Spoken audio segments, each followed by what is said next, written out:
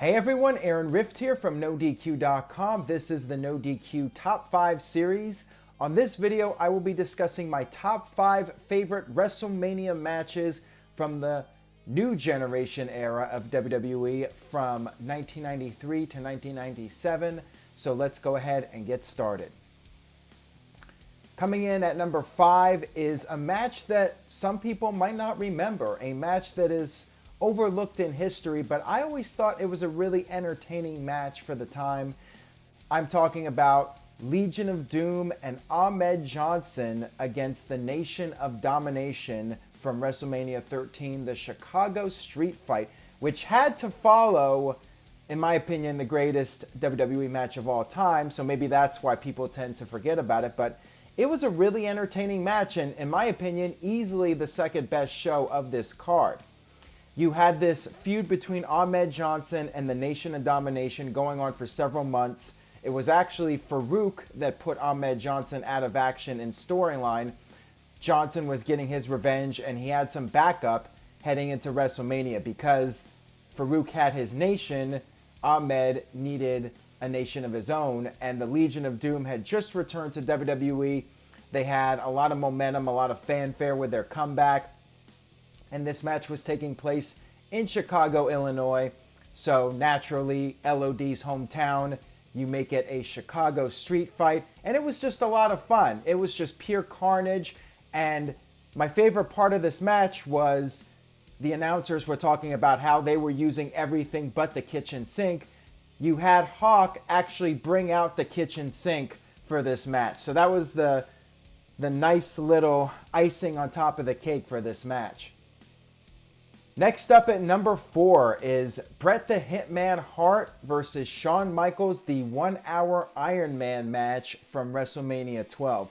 I love the video packages to set up this match. Shawn Michaels getting training from his mentor, Jose Lothario. And then you had Bret Hart going up to Calgary to train in the dungeon for this match. This was the first official 1-hour Iron Man match in WWE history. Bret Hart and Shawn Michaels were known as the workhorses of WWE for that era, the New Generation, and now this was the two arguably best in-ring performers in the entire wrestling business going at it 1 hour at WrestleMania.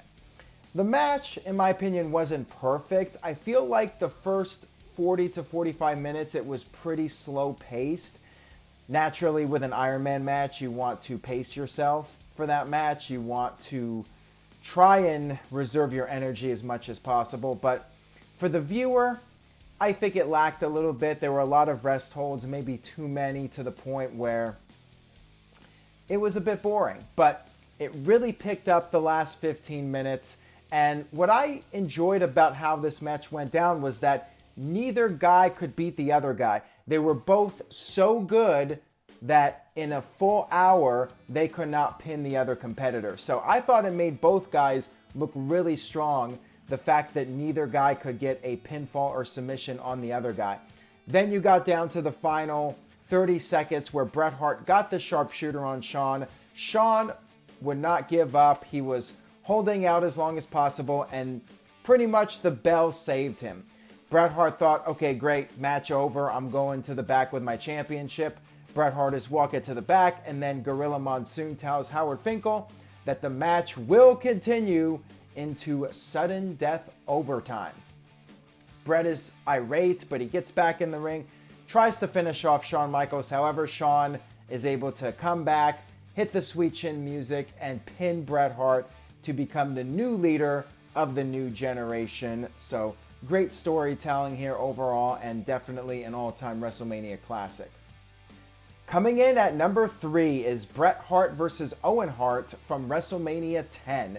This all started at Survivor Series 93 when Owen was the only member of the Hart family team to be eliminated from the match due to a miscommunication between Bret and Owen. It looked like the two were going to bury the hatchet, but then at the 1994 Royal Rumble, the two of them were in a tag team match against the Quebecers, and we saw Owen Hart betray his brother Bret, and this set up the match at WrestleMania 10, which in my opinion is one of the all-time greatest opening matches in WrestleMania history.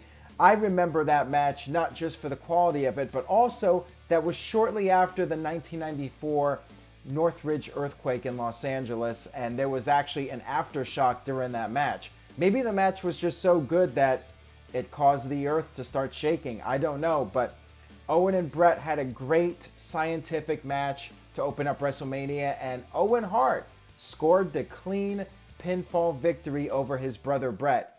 Of course, later on in the evening, Bret would go on to win the WWE Championship, which was really perfect for the story. Bret would win the title, and Owen would be jealous because he beat his brother, yet his brother is once again getting the spotlight. I love the storyline here, extremely well done, and one of the best parts about the New Generation era of WWE.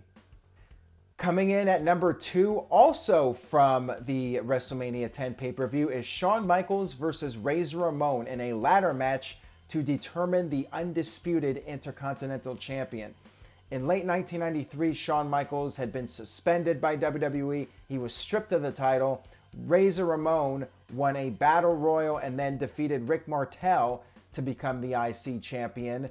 However, Shawn Michaels came back from suspension and claimed that he never lost the title, so therefore he's still the champion, and he had his own version of the title.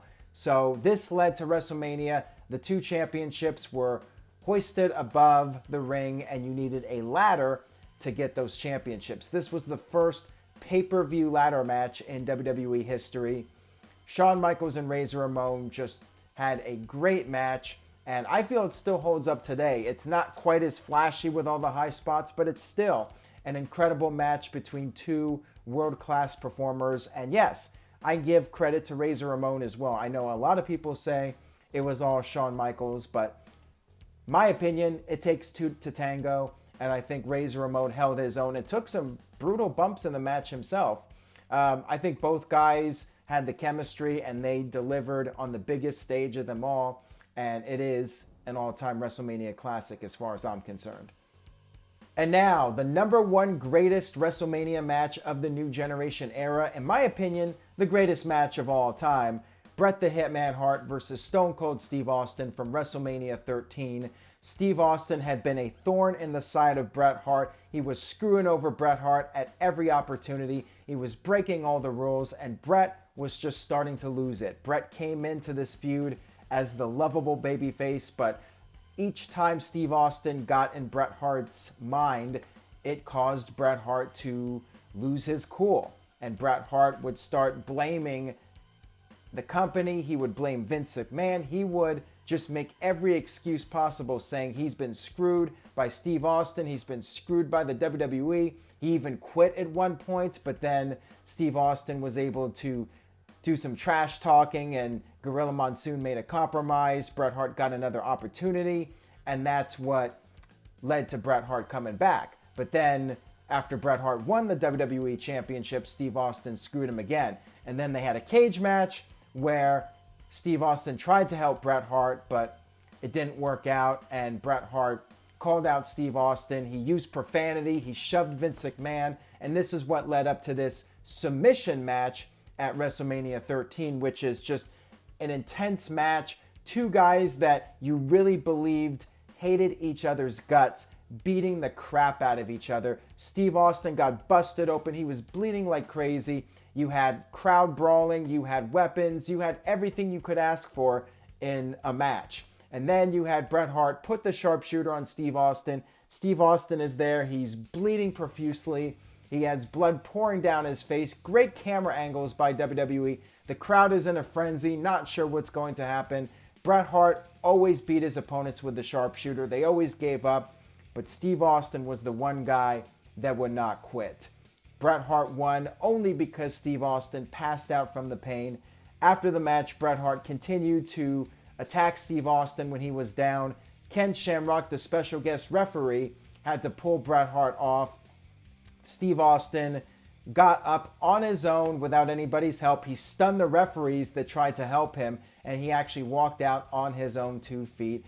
This was the beginning of what will become the biggest run in WWE history, with Stone Cold Steve Austin becoming the guy in WWE. and the launch of what will become the Attitude Era. This is the match that, in my opinion, was the critical match in setting that all up. So if you haven't seen it, it's on that list of must-see matches for sure. That will wrap it up for my top 5 matches of the New Generation era. If you enjoyed this video, please give that subscribe button the razor's edge. And of course, stay tuned to NoDQ.com for the very latest wrestling news and rumors. Thanks for watching.